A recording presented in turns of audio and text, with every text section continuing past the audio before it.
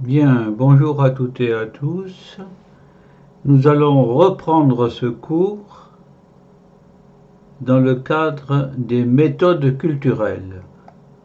Avant de rejoindre ce point, je vous rappelle que nous sommes dans le cadre de la culture sociétale de mon site qui comprend 800 heures de cours qui peuvent tirer de bien des situations d'entretien, d'embauche, permettre de briller ou d'examen, de concours ou autre.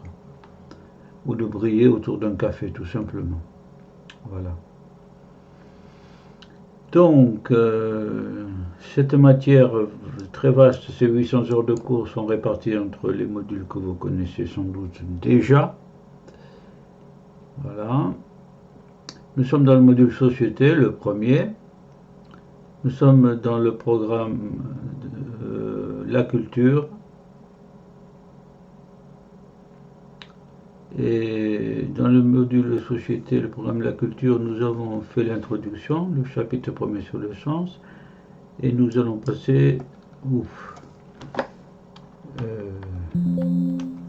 nous allons passer au chapitre 2 sur la méthode, sur les méthodes culturelles.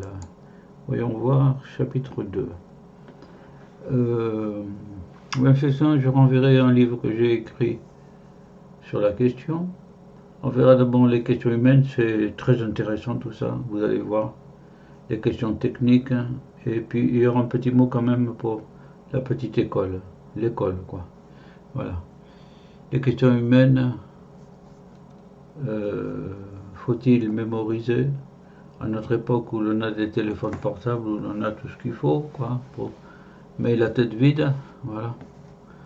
On verra le constat et la réponse évidente. Ensuite, il faut discuter, échanger, parler. Il faut un professeur en direct, réel. Il faut être diversifié, aussi bien les étudiants que les enseignants. Et puis il y a le plaisir d'apprendre, la joie d'apprendre, plus particulièrement. On verra après dans une section 3 les questions techniques, le livre, le MOOC, les robots et la petite école. Voilà.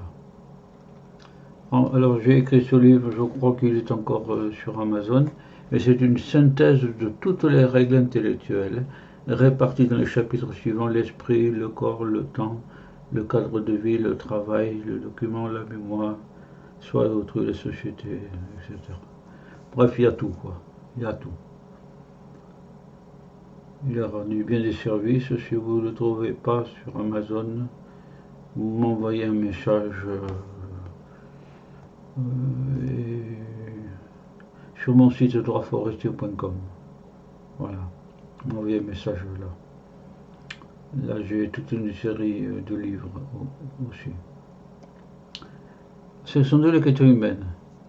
Voilà le plan. Mémoriser, discuter, avoir un professeur, être diversifié.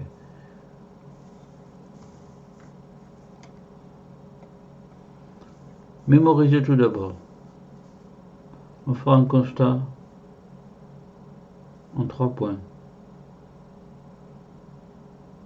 Et une réponse évidente. D'abord, les mémoires externes. Pourquoi se donner la peine d'apprendre quand tout est disponible rapidement, évidemment. On peut redouter que le développement des supports modernes de mémoire, facilement accessibles, ne conduise à dissuader les gens de mémoriser. Évidemment, quand on a Wikipédia, à quoi ça sert de mémoriser? Mais on n'a pas Wikipédia tout le temps. Le constat. L'extension des mémoires non humaines. Les bibliothèques se dématérialisent. À l'heure d'aujourd'hui, toutes les connaissances ou pas sont juste à l'écran. Internet ne fait qu'accélérer encore le mouvement d'externalisation de la mémoire humaine, qui est en dehors de nous, entamé avec l'invention de l'écriture. L'écriture servait à concrétiser cette création humaine, la création humaine. Je ne pense pas que l'humanité soit déjà une extension du net, dit un professeur du département de l'Ontario. Voilà. Queen's University. Bon. Oui, l'humanité ne peut pas se réduire à une extension du net. Les mémoires externes ne remettent pas en cause les mémoires cérébrales. Le culte de l'instant. La vitesse et le temps qui court sont dans tous les esprits. Ce n'est pas nouveau, voir Boileau. Boileau, le grand écrivain.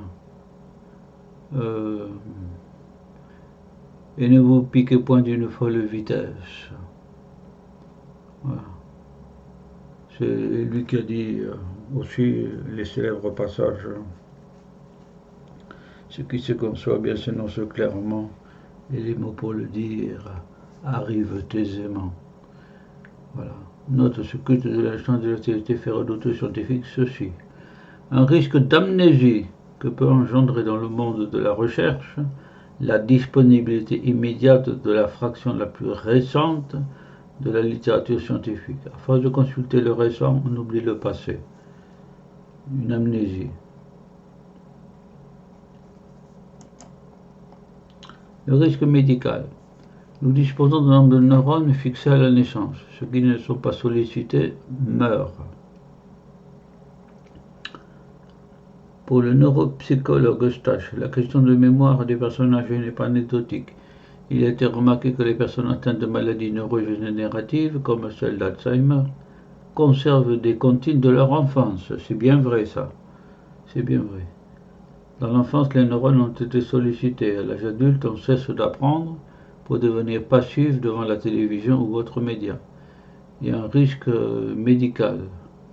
C'est là qu'on va voir parler du cortex. Ouais. Ah non, c'est un peu plus loin. Bon. Dans bien des situations professionnelles, nous ne pouvons être connectés. Oui. Oui. De plus, l'invention, l'imagination professionnelle ou non, repose sur les informations du cerveau. L'imagination est un propre du cerveau. Comme le dit Cédric Villani, la créativité consiste à intégrer d'abord de nombreux éléments, notamment pour le voyage. Oui. La pensée tout court, il n'y a pas que la créativité. Les questions humaines, il faut discuter. Discuter.